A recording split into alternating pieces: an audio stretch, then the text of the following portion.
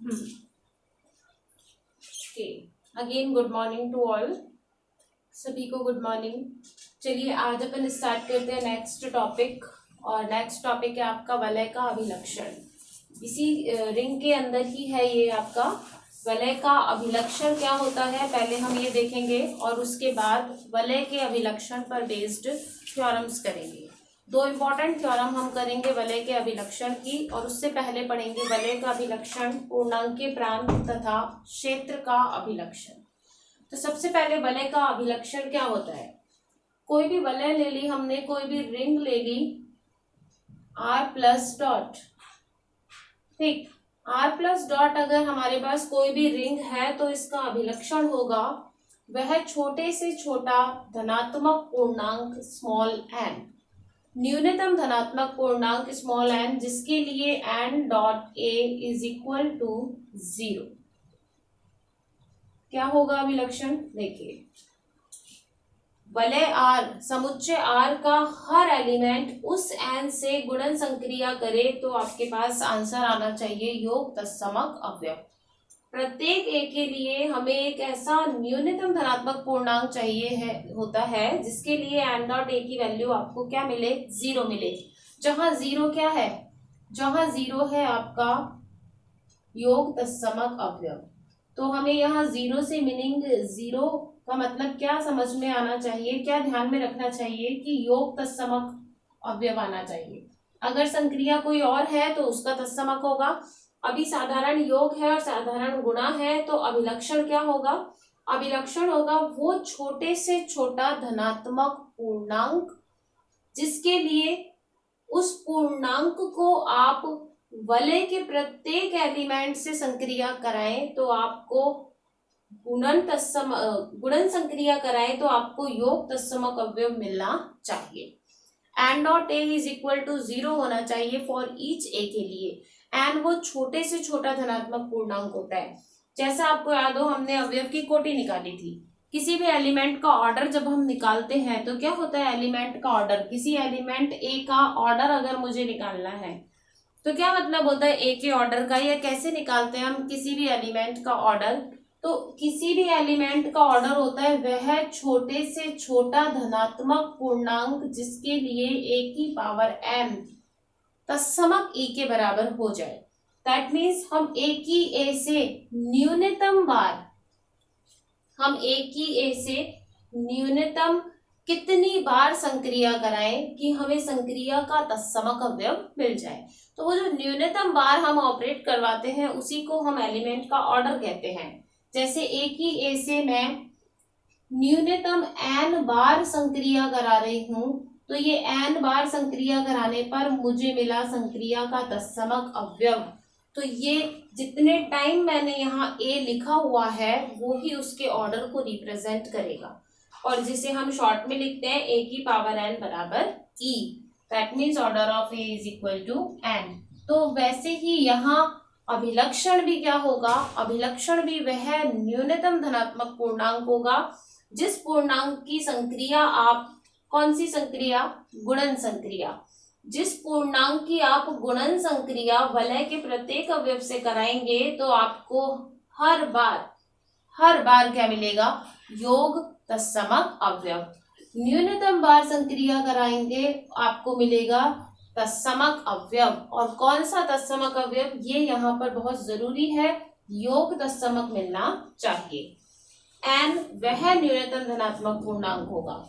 और a क्या है यहाँ पर, a यहाँ पर वलय का एलिमेंट है, और फॉर ईच a के लिए ये सेटिस्फाइड होना चाहिए, मतलब जितने भी एलिमेंट आपके समुच्चय R के अंदर हैं प्रत्येक एलिमेंट से ये न्यूनतम धनात्मक पूर्णांक संक्रिया करेगा और हर बार आंसर क्या आएगा, योग तत्समक अवयव। फॉर एग्जाम्पल, जैसे एक एग्जाम्पल लेती हूं मैं वलय का, वलय है Z9, ऑपरेशन है +9 क्रॉस 9, ठीक है। ये एक वलय का एग्जाम्पल है जहां Z9 पूर्णांकों का समुच्चय है, और कौन कौन से पूर्णांक Z9 के अंदर आएंगे, 0 to 8, 0 से लेकर 8 तक के सारे पूर्णांक Z9 के अंदर आते हैं। 8। इस समुच्चय को हम लिखते हैं Z9 से। ठीक है, ये Z9 समुच्चय जिसके ऊपर +9 यानी योग मॉड्यूल 9 और गुणन मॉड्यूल 9 मॉड्यूल के ऑपरेशंस लग रहे हैं। योग संक्रिया भी मॉड्यूल की है और गुणन संक्रिया भी मॉड्यूल की है, और मॉड्यूल भी कौन सा है, 9 है। मॉड्यूल का ऑपरेशन हम पढ़ चुके हैं कि 2 का योग जब तक 9 से कम होगा तब तक वास्तविक लिखा जाएगा, और जैसे ही योग 9 या 9 से ज्यादा होगा तो 9 घटाकर शेष लिखेंगे। इसे हम शेष की संक्रिया कहते हैं। इसे भी शेष की संक्रिया कहते हैं। यहाँ शेष भाग देने के बाद शेष लिखा जाता है और यहाँ घटाने के बाद शेष लिखा जाता है। और भाग देना और घटाना तब होता है जब आपका वास्तविक गुणा या वास्तविक योग 9 या 9 से ज्यादा आता है। कम आता है तो वास्तविक ही लिखा जाता है, और जब ज्यादा या बराबर का केस होता है तो हम फिर प्लस के केस में तो घटाकर शेष निकाल लेते हैं और गुणा के केस में भाग देकर शेष निकाल लेते हैं। तो ये हमारी मॉड्यूल की संक्रिया लग रही है Z9 पर, और Z9 ये रहा, और ये वलय है। वलय के 6 नियम ये संतुष्ट कर रहा है। आप चाहे तो चेक कर सकते हैं। हम आगे अभिलक्षण पढ़ रहे हैं तो अभी पहले हम अभिलक्षण देखेंगे। ये एक वलय दे रखी है और मुझे इस वलय का अभिलक्षण निकालना है। तो मुझे इस वलय का अभिलक्षण निकालने का मतलब वह न्यूनतम धनात्मक पूर्णांक निकालना है। छोटे से छोटा धनात्मक पूर्णांक निकालना है जिसकी संक्रिया मैं 0 से कराऊं, जिसकी संक्रिया मैं 1 से कराऊं, जिसकी संक्रिया मैं 2 से कराऊं। अच्छा, संक्रिया कौन सी होगी? संक्रिया गुणन संक्रिया होगी, और यहाँ गुणा संक्रिया कौन सी है? ×9 है। गुणन संक्रिया कराए तो योग तत्समक मिलना चाहिए। तो गुणन संक्रिया करा रहे हैं ×9, तो हमें योग तत्समक मिलना चाहिए, और योग तत्समक आपका है 0। योग तत्समक आपका 0 ही है मॉड्यूल के केस में भी। तो मैं इस n की जगह कौन सा न्यूनतम धनात्मक पूर्णांक लिखूं जिसके लिए ये सारे रिजल्ट सेटिस्फाइड हो जाए। n की संक्रिया में 0 से 1 से 2 से 3 से 4 5 6 7 8 सबसे कराऊं, और मुझे हर बार मुझे क्या मिलना चाहिए? 0 ही मिलना चाहिए, योग तत्समक ही मिलना चाहिए। क्या आना चाहिए इस n की जगह? इस n की जगह छोटे से छोटा पॉजिटिव इंटीजर जो भी आएगा वो ही वलय का अभिलक्षण कहलाएगा। तो अब देखिए पॉजिटिव इंटीजर कहाँ से शुरू होते हैं? पॉजिटिव इंटीजर्स शुरू होते हैं 1 से। तो 1 से शुरू होते हैं, तो आप 1 रख कर देखिए, 2 रख कर देखिए, 3 रख कर देखिए, 4 रख कर देखिए। न्यूनतम धनात्मक पूर्णांक आपको जो मिलेगा वो ही अभिलक्षण होगा। बताइए जल्दी से, n की जगह कौन सा पॉजिटिव इंटीजर रखा जाए जिससे सारे रिजल्ट, ये पूरे के पूरे 9 रिजल्ट सेटिस्फाइड हो जाए? आंसर सब में 0 ही आना है फॉर ईच ए के लिए। तो हम फॉर ईच ए के लिए कर रहे हैं। और बताइए दुष्यंत, आंसर बताइए 9 का मल्टीपल।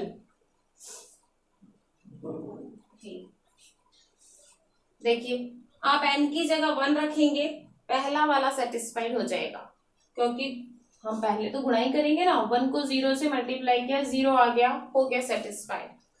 n की जगह 1 रखने पर पहला सेटिस्फाइड हुआ, लेकिन फॉर ईच होना चाहिए। फॉर ईच होना चाहिए तो हम n की जगह 1 सब में रखेंगे। n की जगह 1 यहाँ रखेंगे तो 1 × 1 होता है, 0 नहीं आएगा, हो गया फॉल्स। ये फॉल्स हो गया, आगे भी कोई ट्रू नहीं होगा, बाकी सब भी गलत हो जाएंगे। इसका मतलब n की जगह 1 नहीं आ सकता, अभिलक्षण 1 नहीं हो सकता। 2 रखेंगे, 2 यहाँ सही हो जाएगा। इसको 0 वाले को तो आप देखो ही मत, क्योंकि 0 के लिए तो सारे ही सही हो जाएंगे। हमें सबके लिए देखना है। यस, 2 रखेंगे, 2 × 1 2 आएगा, गलत। 3 रखेंगे, 3 × 1 3 आएगा, 4 × 1 4 आएगा, 5 × 1 5 आएगा। और 0 रिमाइंडर तब आएगा जब आप 9 के मल्टीपल से इसको मल्टीप्लाई करेंगे। तो 9 का सबसे पहला गुणज 9 खुद होता है। 9 का मल्टीपल, सबसे पहला मल्टीपल आपको 9 का क्या मिलेगा? 9 खुद मिलेगा। आगे तो फिर 18 आगे 27, फिर 9 का टेबल बोलते जाओ, लेकिन सबसे पहला मल्टीपल 9 खुद होगा। तो हम यहाँ पर n की जगह 8 तक, 1 से लेके 8 तक कोई सा भी पूर्णांक रख दें, ये वैल्यू कभी भी सेटिस्फाइड नहीं होंगी, 0 कभी नहीं आएगा। देखो रखकर भी देख लो आप, यहाँ अगर 7 रखा, 7 2 जा 14, 14 9 से ज्यादा होता है, 14 में 9 का भाग देंगे तो शेष 5 बचेगा, 0 नहीं आएगा। 7 यहाँ रखते हैं, 7 तिया 21, 21 में 9 का भाग देंगे तो आपका शेष 3 बचेगा, 0 नहीं आएगा। तो कुल मिला के हमें यहाँ 0 लाना है, तो ऐसा कौन सा न्यूनतम धनात्मक पूर्णांक रखें? तो यहाँ हम रखेंगे 9 का मल्टीपल, और 9 का सबसे पहला मल्टीपल 9 खुद है।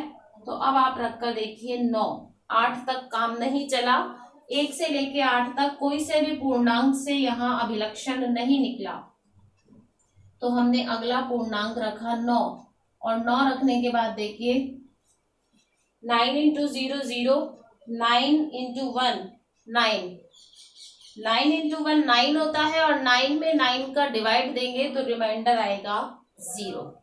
9 दूनी 18, 18 में 9 का भाग देंगे शेष 0। 9 तिया 27 में 9 का भाग देंगे शेष 0।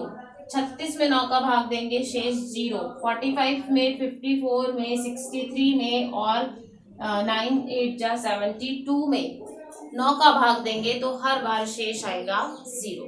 तो इसका मतलब 9 क्या कहलाएगा? वलय का अभिलक्षण। यहाँ पर आपका क्या हो जाएगा? n cross 9a is equal to 0 for each a belongs to Z9। ठीक है, और n की जगह क्या आ जाएगा? 9 आ जाएगा। देखिए क्या ये डेफिनेशन सेटिस्फाइड हुई? बताइए क्या ये डेफिनेशन सेटिस्फाइड हुई कि अगर हम Z9 के हर एलिमेंट को 9 से संक्रिया कराएं तो आपको योग तत्समक मिलेगा प्रत्येक के लिए। तो 9 छोटे से छोटा धनात्मक पूर्णांक है, 9 से पहले 8 तक किसी भी पूर्णांक ने ये शर्त पूरी नहीं की, तो इसका मतलब 9 क्या कहलाएगा? 9 कहलाएगा इस वलय का अभिलक्षण। ठीक है, वलय का अभिलक्षण आप बिल्कुल ये चीज दिमाग में नहीं लाएंगे कि 9 इसके अंदर तो है ही नहीं, तो भाई अभिलक्षण समुच्चय में हो ऐसा तो मैंने कहा ही नहीं। मैंने तो स्टार्टिंग से ही बोला n न्यूनतम धनात्मक पूर्णांक होगा जिसके लिए n डॉट a की वैल्यू 0 होनी चाहिए। ठीक है, वो न्यूनतम धनात्मक पूर्णांक कुछ भी हो सकता है, समुच्चय का होना ना होना तो बात ही नहीं है यहाँ पर, और ना ही आप यहाँ ऐसा चेक करेंगे कि समुच्चय में है या नहीं। जैसे हम कोटि निकालते हैं तो कोटि आपके पास न्यूमेरिकल डिजिट आती है, वो एलिमेंट हो ये ऐसा तो हमने कभी पढ़ा ही नहीं, तो यहाँ पर ये लॉजिक नहीं लगाना। कई बच्चे ऐसा सोचते हैं कि वलय का अभिलक्षण इन्हीं में से कोई होना चाहिए, जी नहीं, ये तो वलय के एलिमेंट है। आप वलय का अभिलक्षण न्यूनतम धनात्मक पूर्णांक देख रहे हैं तो इसमें से नहीं होगा, इसको तो देखना ही नहीं है कि इसमें से कुछ छाटे, इसमें से कुछ नहीं छाटना। क्लियर है? वलय का अभिलक्षण क्या होगा? वह छोटे से छोटा धनात्मक पूर्णांक होगा जिसके लिए n डॉट a की वैल्यू 0 आ जाए for each a belongs to r के लिए। एक और एग्जांपल अगर हम ले यहाँ पर z प्लस डॉट, ये भी वलय होता है और हमने इसे वलय तो कई बार देख लिया। z प्लस डॉट वलय होता है, तब आप बताइए मुझे, गुणन संक्रिया है यहाँ पर, तो n की जगह मैं क्या रखूं जिससे अभिलक्षण निकल जाए? क्या होगा अभिलक्षण ये बताइए। For each a belongs to r के लिए n की कौन सी वैल्यू ऐसी होगी जिससे n डॉट a 0 आ जाए? a की जगह सारे z, a की जगह सारे पूर्णांक आएंगे, a की जगह सारे पूर्णांक आएंगे, और सारे का मतलब सारे ही होता है, अनंत पूर्णांक है तो सबके सब आएंगे। क्या रखें हम n की जगह? n की जगह भवानी हेमंत 0 नहीं रख सकते। वलय का अभिलक्षण धनात्मक पूर्णांक होता है, ये मैंने सबसे पहले बोला। ये n क्या होता है? न्यूनतम होने के साथ साथ पॉजिटिव इंटीजर होता है, और positive integers can be started from 1 not 0। ठीक है, तो 0 तो आप रख ही नहीं सकते, शुरू ही आपको 1 से करना है। तो बताइए क्या रखें हम n की जगह? n की जगह क्या रखें कि n डॉट ए 0 हो जाए, योग तत्समक 0 होता है।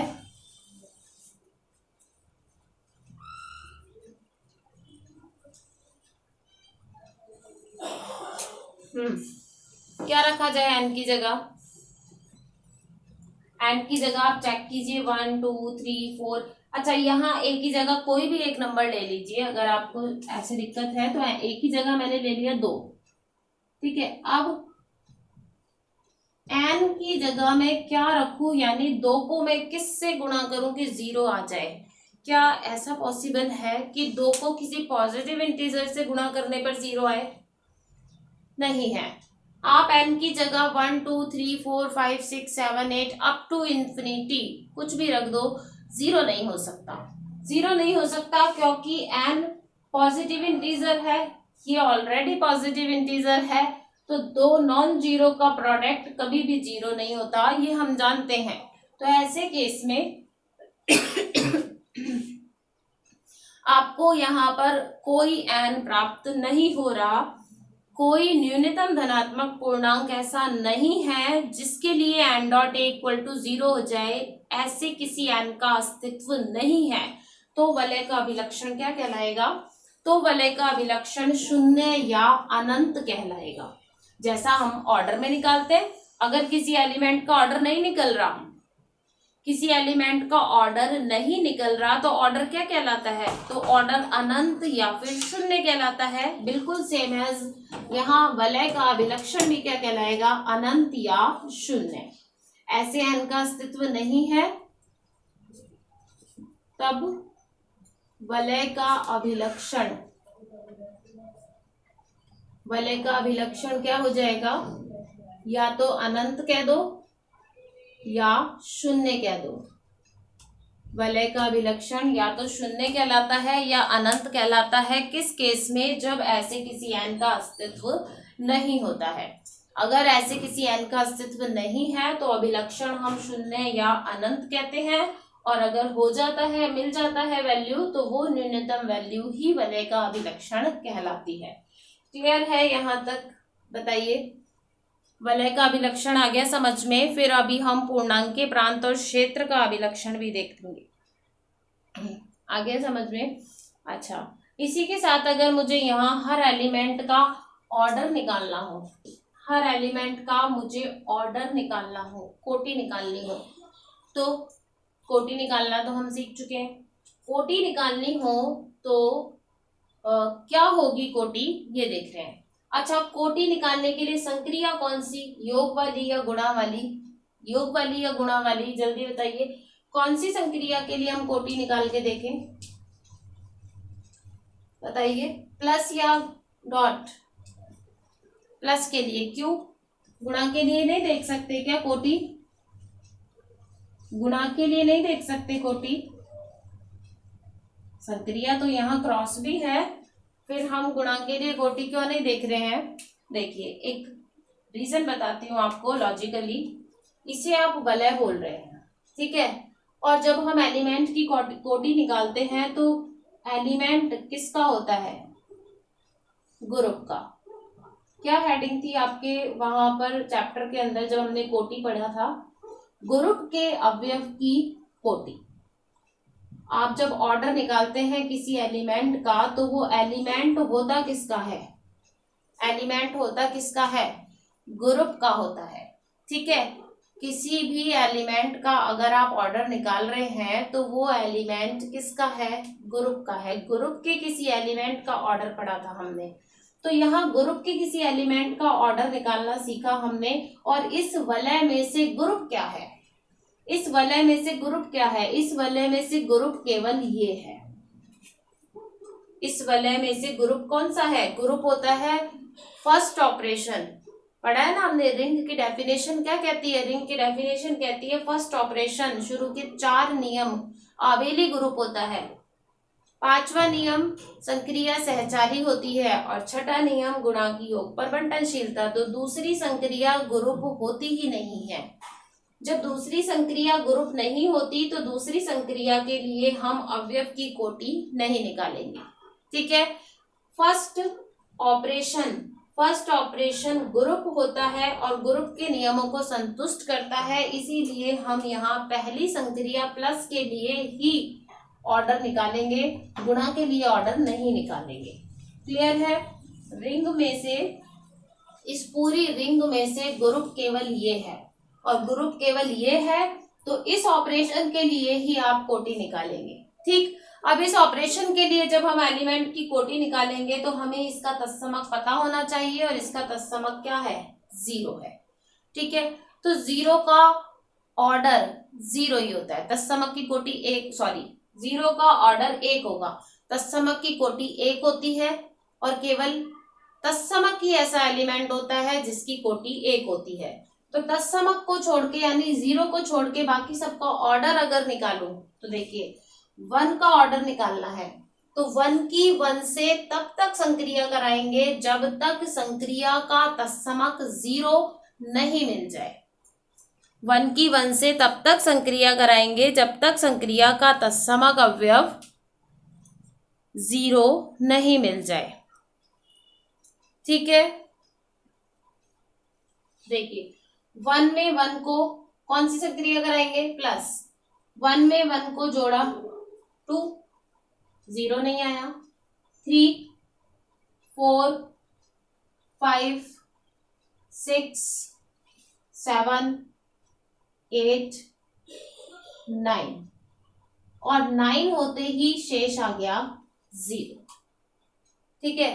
तो फिर हमारे पास 1 का ऑर्डर, 1 को हमने 9 टाइम ऑपरेट किया 1 के साथ तो हमें 0 मिला, तो 1 का ऑर्डर कितना हो गया, 9 हो गया। अब 2 को जोड़िए, 2 को 2 में तब तक जोड़िए जब तक 0 नहीं आ जाए। 2 + 2 4, नहीं हुआ 0, 6, 8, 10 होते ही शेष बचेगा 1। ठीक है।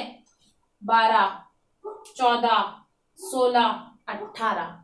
0 तो तभी होगा ना जब 9 का मल्टीपल होगा, जब तक 9 का गुणज नहीं आएगा तब तक शेष 0 नहीं आएगा, चाहे घटाकर निकाल लो और चाहे भाग देकर निकाल लो, शेषफल हमेशा 0 तभी बचता है जब आपके पास संख्या 9 का मल्टीपल आती है। चाहे फिर आप डिवाइड देके रिमाइंडर निकालिए और चाहे फिर आप सब्ट्रैक्ट करके रिमाइंडर निकालिए, लेकिन मल्टीपल 9 होने पर ही रिमाइंडर 0 आएगा। तो यहाँ पर 9 बार हमने ऑपरेट किया तो फिर आपके पास ऑर्डर कितना आया, 9 आया। ठीक है।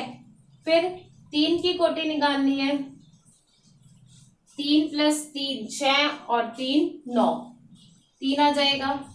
ठीक है। ऐसे ही 4 का ऑर्डर, 5 का ऑर्डर, 6 का ऑर्डर, 7 का ऑर्डर, 8 का ऑर्डर, सारे ऑर्डर निकाल सकते हैं। 4 का ऑर्डर भी 9 आएगा, 5 का ऑर्डर भी 9 आएगा, 6 का ऑर्डर 3 आएगा, 7 का ऑर्डर 9 आएगा और 8 का ऑर्डर भी 9 आएगा। ठीक है। तो हम इस तरीके से एलिमेंट का ऑर्डर भी निकाल सकते हैं। क्लियर है। वलय का अभिलक्षण, वलय का अभिलक्षण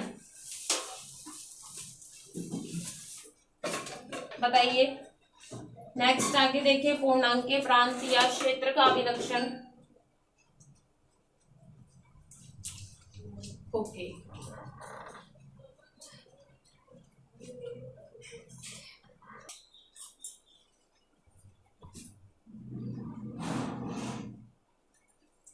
देखिए नेक्स्ट है आपका पूर्णांक के प्रांत या क्षेत्र का अभिलक्षण। पूर्णांक के प्रांत या क्षेत्र का अभिलक्षण। जब हमें वलय का अभिलक्षण समझ में आ गया तो पूर्णांक के प्रांत और क्षेत्र का अभिलक्षण ये और भी छोटा सा ही है और दोनों का अभिलक्षण एक ही तरीके से देखा जाता है। क्या होगा पूर्णांक के प्रांत या क्षेत्र का अभिलक्षण? कोई भी क्षेत्र या पूर्णांक के प्रांत हमने ले लिया तो उसका अभिलक्षण होगा सेम वही न्यूनतम धनात्मक पूर्णांक जिसके लिए n.1 = 0 हो जाए। n.1 = 0 यहाँ हमने कोई कंडीशन नहीं लगाई फॉर ईच की। अगर n.1 = 0 है तो हम n को कहते हैं पूर्णांकीय प्रांत या क्षेत्र का अभिलक्षण। हमारे पास कोई भी पूर्णांकीय प्रांत या क्षेत्र दे रखा है, सपोज d प्लस डॉट पूर्णांकीय प्रांत है, तब इस पूर्णांकीय प्रांत का अभिलक्षण भी यह न्यूनतम धनात्मक पूर्णांक होगा, जिसके लिए n dot 1 is equal to क्या हो जाए 0। अब यहाँ 1 क्या है, यहाँ 1 तो है गुणन तत्समक, ठीक, और 0 क्या है, 0 है योग तत्समक। 1 है गुणन तत्समक और 0 है योग तत्समक, और n होना चाहिए आपका न्यूनतम धनात्मक पूर्णांक, पॉजिटिव इंटीजर, ठीक है। तब हम n को कहते हैं पूर्णांकीय प्रांत का अभिलक्षण। For example Z7 plus 7 cross 7 पूर्णांकीय प्रांत है। Z7 समुच्चय होगा पूर्णांकों का, जिसके अंदर पूर्णांक होंगे 0 to 6, ठीक है, 0 to 6 होंगे जिसके अंदर पूर्णांक, उसे कहेंगे हम यहाँ पर Z7। तो Z7 के ऊपर हमने प्लस मॉड्यूल 7 और क्रॉस मॉड्यूल 7 की संक्रिया लगा रखी है, और ये आपके पास वलय होने के साथ साथ पूर्णांकीय प्रांत है। देखिए पूर्णांकीय प्रांत की डेफिनेशन क्या होती है, इकाई सहित शून्य रहित क्रम विनिमय वलय। तो ये वलय तो पहले से ही है, ठीक, इकाई सहित, इकाई भी इसके अंदर विद्यमान है 1, इकाई सहित क्रम विनिमय, गुणन संक्रिया हमेशा क्रम विनिमय होती है, चाहे मॉड्यूल की हो और चाहे साधारण हो। तो गुणन संक्रिया क्रम विनिमय भी है। सिर्फ एक नियम बचा, कौन सा नियम, शून्य भाजक रहित होना चाहिए पूर्णांकीय प्रांत होने के लिए। तो शून्य भाजक रहित है, ऐसे कोई से भी आपके पास दो पूर्णांक नहीं है इसमें से जिनका प्रोडक्ट 0 हो जाए, ऐसे कोई दो नॉन जीरो इंटीजर नहीं है जिनका प्रोडक्ट 0 हो जाए। जबकि इससे पहले जो मैंने लिया था Z9, ये वलय था, पूर्णांकीय प्रांत नहीं था। देखिए यहाँ पर आपको मिल जाएंगे दो ऐसे अवयव जो खुद तो 0 नहीं है लेकिन उनका प्रोडक्ट 0 है, 6 और 3। 3 is not equal to 0, 6 is not equal to 0, but 3 multiply 6 is equal to 0। बताइए, 3 0 नहीं है, 6 0 नहीं है, लेकिन 3 और 6 का प्रोडक्ट गुणा, 3 और 6 का गुणा 18, शेष कितना बचेगा 0। तो यहाँ पर ये कौन सी परिभाषा पूरी कर रहा है, शून्य भाजक सहित। तो ये मॉड्यूल की संक्रिया है और मॉड्यूल की संक्रिया 9, मैंने आपको बताया मॉड्यूल होगा तो शून्य भाजक सहित होने की संभावना होती है। तो मॉड्यूल है तो हमें साथ में चेक भी करना है कि शून्य भाजक सहित है या नहीं है। तो यहाँ बेशक मॉड्यूल की संक्रिया है लेकिन उसके बावजूद भी शून्य भाजक रहित है, सहित नहीं है, ठीक है। तो ऐसा नहीं कि आप सिर्फ मॉड्यूल देखकर आइडेंटिफाई कर लें कि मैम ने बताया मॉड्यूल होगा तो सहित होगा, नहीं होगा तो रहित होगा। नहीं, मॉड्यूल होगा तो शून्य भाजक सहित होने की संभावना होती है, लेकिन मॉड्यूल नहीं होता, साधारण गुणा होता है तो कभी भी शून्य भाजक सहित नहीं होता, हमेशा शून्य भाजक रहित होता है, क्योंकि साधारण गुणा में कभी भी 0 नहीं आएगा दोनों में से एक के 0 हुए बिना। तो जब भी आपके पास साधारण ऑपरेशन है बिना मॉड्यूल का है तो बेशक आप डायरेक्ट लिख सकते हैं शून्य भाजक रहित है, लेकिन मॉड्यूल है तो आपको चेक करना है कि वो शून्य भाजक सहित है या रहित है। जैसे Z9 भी मॉड्यूल था और Z7 पे भी मॉड्यूल है, तो Z7 पे मॉड्यूल होने के बावजूद भी ये शून्य भाजक रहित है, कोई से भी दो नॉन जीरो नहीं मिलेंगे आपको जो प्रोडक्ट को 0 कर दे। देखिए आप 0 को छोड़कर कोई से भी दो ले लीजिए जिनका गुणा 0 आ जाए, कभी नहीं आएगा किसी का भी गुणा 0, ठीक है, जबकि Z9 में आ रहा था। तो यहाँ पर वलय शून्य भाजक रहित है, इकाई सहित है, शून्य भाजक रहित है और क्रम विनिमय है। इसका मतलब ये एग्जाम्पल वलय के साथ साथ पूर्णांकीय प्रांत का है। क्लियर है? पहली चीज तो ये कि ये एग्जाम्पल पूर्णांकीय प्रांत का है, जबकि इससे पहले वाला एग्जाम्पल वलय का था। इससे पहले वाला जो हमने ये Z9 + 9 क्रॉस 9 लिया था, ये एग्जाम्पल आपका वलय का था, पूर्णांकीय प्रांत नहीं था, जबकि ये पूर्णांकीय प्रांत है। ठीक है, ये पूर्णांकीय प्रांत नहीं था और ये पूर्णांकीय प्रांत है। ठीक, और एक ट्रिक बता देती हूँ आपको छोटी सी। जब मॉड्यूल नहीं होगा तब तो डेफिनेटली शून्यभाजक रहित है, कोई डाउट नहीं है। लेकिन जब मॉड्यूल होगा तो रहित होगा या सहित होगा, वो मॉड्यूल वाले डिजिट से आपको पता चलेगा। यहाँ मॉड्यूल कौन सा है? यहाँ मॉड्यूल 7 है और यहाँ मॉड्यूल 9 है। प्राइम नंबर होगा तो रहित होगा और कंपोजिट नंबर होगा तो सहित होगा। तो 9 देखिए, 9 प्राइम नंबर नहीं है, 9 अभाज्य संख्या नहीं है, 9 अभाज्य नहीं है, इसीलिए ये पूर्णांकीय प्रांत यानी शून्य भाजक सहित था, रहित नहीं था। जबकि 7 अभाज्य संख्या है और 7 अभाज्य संख्या है तो इसका मतलब ये शून्य भाजक रहित होगा। आपको यहाँ ऐसे कोई दो फैक्टर्स नहीं मिलेंगे जिनका प्रोडक्ट आपको 7 का मल्टीपल आ जाए। 7 का मल्टीपल आपको एक भी नहीं मिलेगा 7 के अलावा।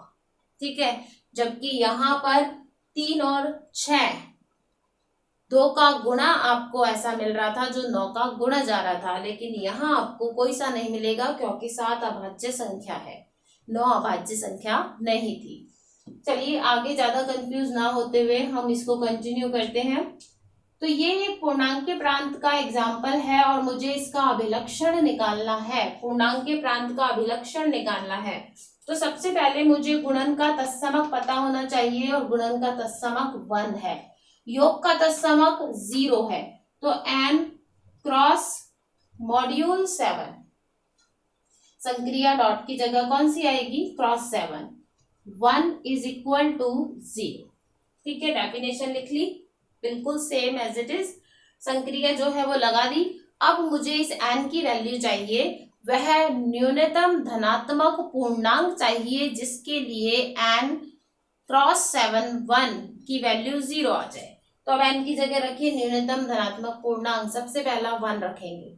1 × 1 1 नहीं आया, 2 × 1 नहीं आया, 3 × 1 4 × 1 5 × 1 6 × 1 और फिर 7 × 1, 7 1 जा 7, रिमाइंडर 0। तो वलय का अभिलक्षण क्या हो जाएगा? न्यूनतम धनात्मक पूर्णांक मिला, अतः पूर्णांकीय प्रांत का अभिलक्षण, अतः पूर्णांकीय प्रांत का अभिलक्षण कितना होगा? 7। ठीक है, 7 वह न्यूनतम धनात्मक पूर्णांक है जिसके लिए अभिलक्षण की परिभाषा पूरी होती है। ठीक है, यहाँ हमें फॉर ईच के लिए नहीं देखना होता, सिर्फ आपको n.1 = 0 सेटिस्फाइड करवाना है। n ऐसा ढूंढना है जिसकी संक्रिया, जिसकी गुणन संक्रिया गुणन तत्समक से कराएं तो योग तत्समक मिले। ठीक है, वह पूर्णांक ढूंढना है जिसकी गुणन संक्रिया गुणन तत्समक से कराएं तो योग तत्समक प्राप्त होना चाहिए। आ गया समझ में? पूर्णांकीय प्रांत का अभिलक्षण ऐसे ही बिल्कुल सेम यही क्षेत्र का अभिलक्षण होता है। अगर ये क्षेत्र होता तो क्षेत्र का अभिलक्षण भी हम ऐसे ही निकालते और n.1 = 0 से।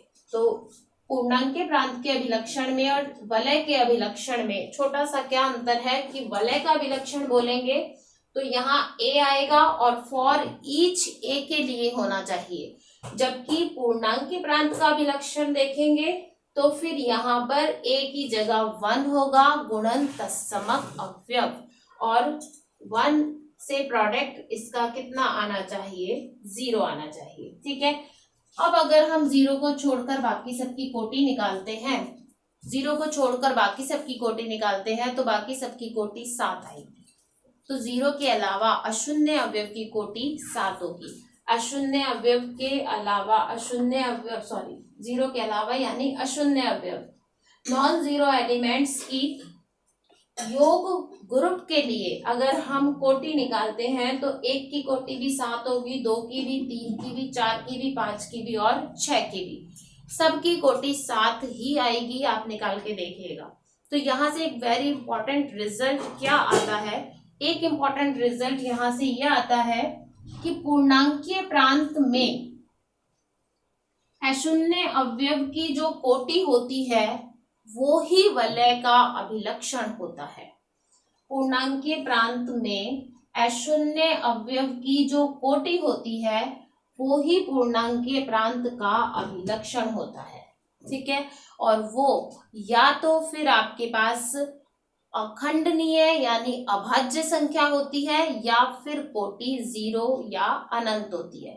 या तो कोटि मिलेगी ही नहीं, मतलब या तो अभिलक्षण मिलेगा ही नहीं, और या फिर अभिलक्षण मिलेगा तो आपके पास अभाज्य संख्या होगी पूर्णांकीय प्रांत के केस में, ठीक है। वलय के केस में नहीं, पूर्णांकीय प्रांत के केस में। तो हम ये थ्योरम करेंगे, 2 इंपॉर्टेंट थ्योरम जो कि कल करेंगे। क्या है important theorem? First important theorem है जिसको प्रूफ करने के लिए हम एक छोटी सी थ्योरम उससे पहले करेंगे, लेकिन जो इंपॉर्टेंट थ्योरम है उसका कॉन्सेप्ट क्या है कि पूर्णांकीय प्रांत के अशून्य अवयव की जो कोटि होती है वो ही अभिलक्षण होता है। आप इसके किसी भी नॉन जीरो एलिमेंट का ऑर्डर निकाल के देखिएगा, किसी भी नॉन जीरो एलिमेंट का ऑर्डर अगर हम निकालेंगे तो ऑर्डर हमारे पास 7 ही आएगा, जो कि वलय का यानी पूर्णांकीय प्रांत का अभिलक्षण भी है, ठीक है। जबकि इस वाले केस में ऐसा नहीं था कि किसी भी नॉन जीरो का ऑर्डर अगर आप निकालते हैं तो वो ही अभिलक्षण हो, ऐसा जरूरी नहीं है, क्योंकि हमने यहाँ सारे ऑर्डर चेक किए थे। 3 का ऑर्डर 3 आया था, 6 का ऑर्डर भी 3 आया था और बाकी सबके ऑर्डर 9 आए थे। तो अशून्य अवयव की कोटि वलय का अभिलक्षण नहीं थी, क्योंकि अशून्य अवयव तो ये भी है और इस अशून्य अवयव का ऑर्डर तो 3 आ रहा था, जबकि वलय का अभिलक्षण तो 9 है। तो हम यहाँ पर वलय के केस में नहीं कह सकते कि नॉन जीरो का ऑर्डर और अभिलक्षण बराबर होते हैं, लेकिन पूर्णांकीय प्रांत के केस में ये डेफिनेटली है, श्योर है कि पूर्णांकीय प्रांत में अशून्य अवयव की जो कोटि होती है वो ही वलय का अभिलक्षण होती है या पूर्णांकीय प्रांत का अभिलक्षण होती है। क्लियर है? अभिलक्षण बताइए। तो आज हमने अभिलक्षण पढ़ा, टॉपिक वलय का अभिलक्षण, फिर वलय के साथ साथ पूर्णांकीय प्रांत और क्षेत्र का अभिलक्षण भी देखा।